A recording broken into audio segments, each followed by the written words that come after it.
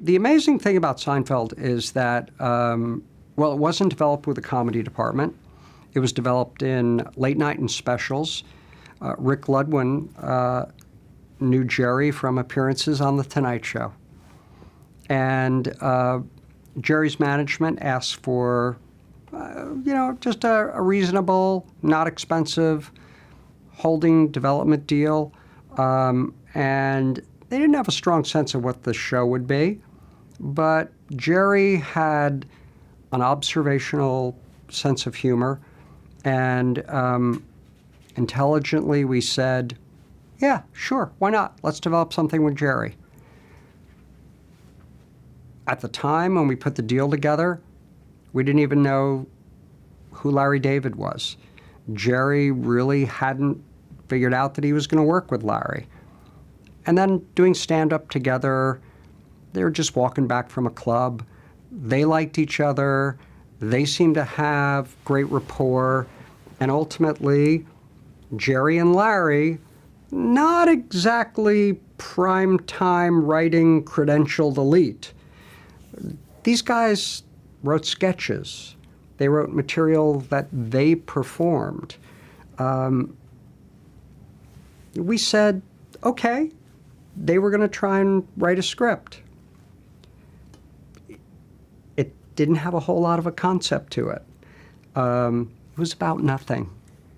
Rick Ludwin worked for me, and Rick had a nice rapport with Jerry, knew of Jerry, and it was not a really expensive deal. We tried a script. Who knew? And ultimately, when we read it, it just had a sensibility to it, a vibe that wasn't on television. And that's what you do pilots for. Who knows? It seemed like there was a fun, fresh, observational sensibility that absolutely was the DNA of Jerry Seinfeld meets Larry David. And we read the script and we said, let's try it. We did a pilot. There was no Julia Louis-Dreyfus, just the three guys. And we screened it in Burbank for management, as we do every year.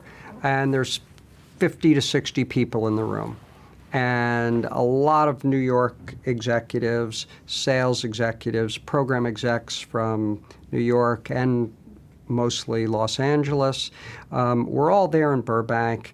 So programmers, advertising, sales, senior management. And it screened pretty well. They got it. It was funny. Jerry was funny. Jason Alexander was funny. Michael Richards was funny. Not a big story, not a whole lot of hugging, and there was no big stakes. We liked it, and it screened pretty well.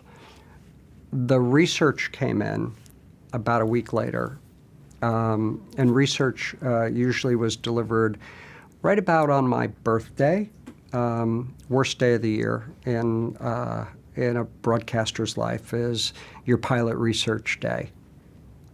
And in one of the worst documents in the history of research, Seinfeld Chronicles, which was the title then, overall results weak. And they knew who Jerry Seinfeld was. They just didn't particularly love him. But they thought more of Jerry than they did the rest of the ensemble around Jerry. They thought they were weak, pathetic, bad ensemble. They didn't like the show. Research recommended, if we were crazy enough to do anything with this, maybe just focus on Jerry's stand-up, because Jerry's a good stand-up. So we didn't pick it up. We were scared to death from that research document. We picked up things like The Nut House. We picked up a show about a nun who adopts kids that lasted a heartbeat. And we were about to lose the rights on Seinfeld many, many months later. And I had a meeting with one of the finance guys, and he said, hey, you know, I hear that you want to do something with Seinfeld, but you spent all your money. You got no money left. You can't do it. I said, well, there must be some way. And ultimately, because Seinfeld came out of the specials area, we robbed Bob Hope of a birthday special, and we came up with enough money to do 4 episodes of Seinfeld. I told Rick Ludwin to call Bob Hope, tell him the bad news, and I called Jerry to give him the good news, because you're the boss. You get to do that stuff.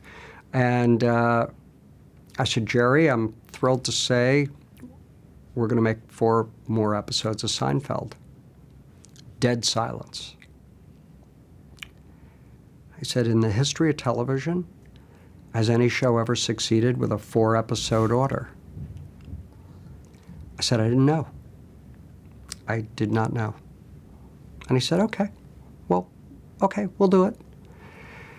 Now, what I heard years after from Larry was he and Jerry were convinced we would never put those shows on the air.